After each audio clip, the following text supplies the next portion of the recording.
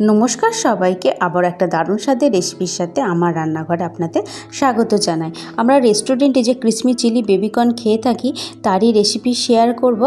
বাচ্চা থেকে বড় অনেকেই এই ক্রিসমি চিলি বেবিকর্ন খেতে আমরা পছন্দ করি। তো চলুন রেসিপিটা শুরু করা যাক। এই বেবিকর্নগুলো যে কোনো সুপার মার্কেটে সহজেই পাওয়া যায়। তো বেবিকর্নগুলোকে ভালো করে আমি ধুয়ে নিয়েছি। এবার ছোট ছোট পিস করে কেটে নেব। বর্ষার সময় যদি বাড়িতেই এরকম ক্রিসমি চিলি বেবিকর্ন রেস্টুরেন্টের মতো তৈরি করে খাওয়া যায় তো দারুণ লাগে। এই বেবিকর্নগুলোকে এবার ছোটো ছোটো টুকরো করে কেটে নেব। ভিডিওটা শেষ পর্যন্ত দেখার জন্য আপনাদের কাছে অনুরোধ রইল। ভিডিওটি যদি ভালো লেগে থাকে তো লাইক, শেয়ার, কমেন্ট অবশ্যই করবেন।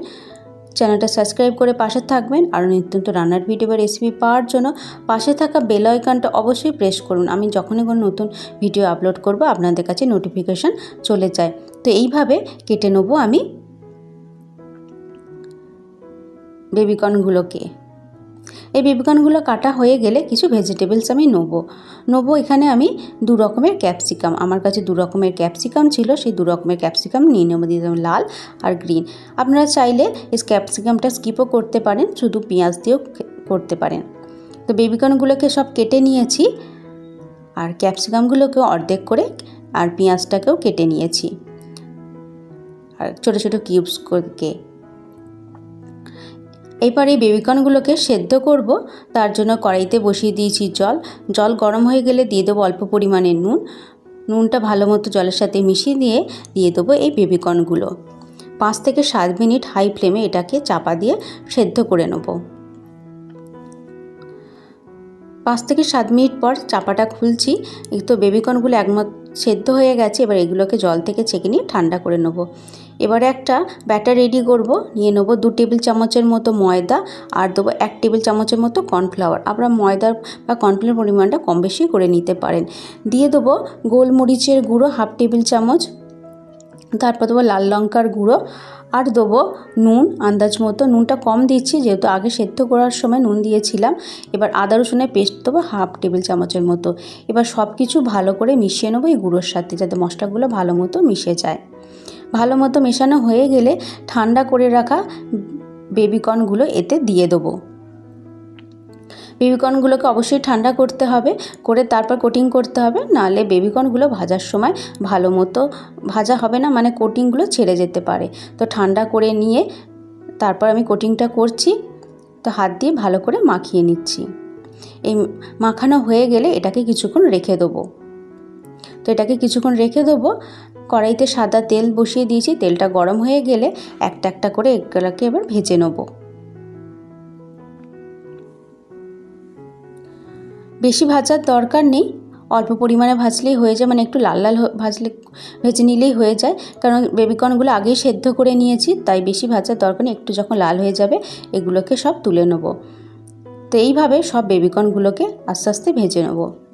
ভাজা হয়ে গেলে তেলটাকে একটু কমিয়ে দিয়ে সেই তেল একটু নিয়ে এবার দিয়ে দেবো ক্যাপসিকাম আর পেঁয়াজটা ভেজে নেব। অল্প পরিমাণে নুন দিয়ে আমি ক্যাপসিকামটাকে এবার আর পেঁয়াজটাকে ভেজে নেব। এটা যখন একটু ভাজা ভাজা হয়ে যাবে দিয়ে দেবো তখন গোলমরিচের গুঁড়ো। তারপর দেবো আমি এখানে শেজওয়ান সস। আমি শেজওয়ান সস দিচ্ছি, আপনারা এই শেজওয়ান সসটা দিতেও পারেন, নাও দিতে পারেন।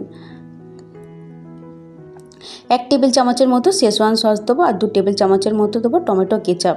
শেজওয়ান সস দিয়েছি বলে আর এখানে আমি সয়া সস দিলাম না, আমি স্কিপ করলাম। তো সসগুলোর সাথে ভালো করে এবার মিশিয়ে নেব।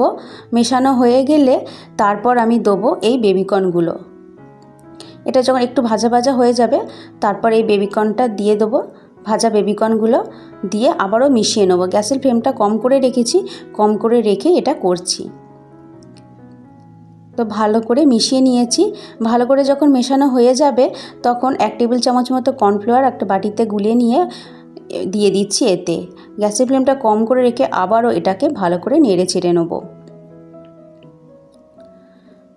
5 থেকে 7 মিনিট এটাকে আবারও ভালো করে নেড়ে ছেড়ে নিয়ে তারপর রোস্ট করা তিল, মানে শুকনো খোলায় তিলটাকে একটু ভেজে নিয়েছিলাম, সেই ভাজা তিল একটু দিয়ে দিলাম। দিয়ে ভালো করে মিশিয়ে নিলাম 2 থেকে 3 মিনিটের মতো।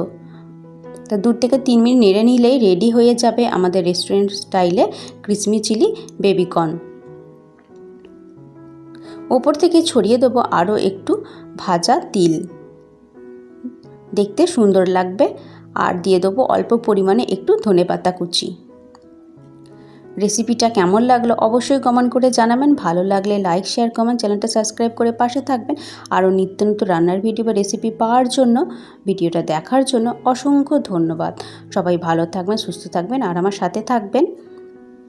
আর ভিডিওটা এতক্ষণ দেখার জন্য আপনাদের অসংখ্য ধন্যবাদ জানাই।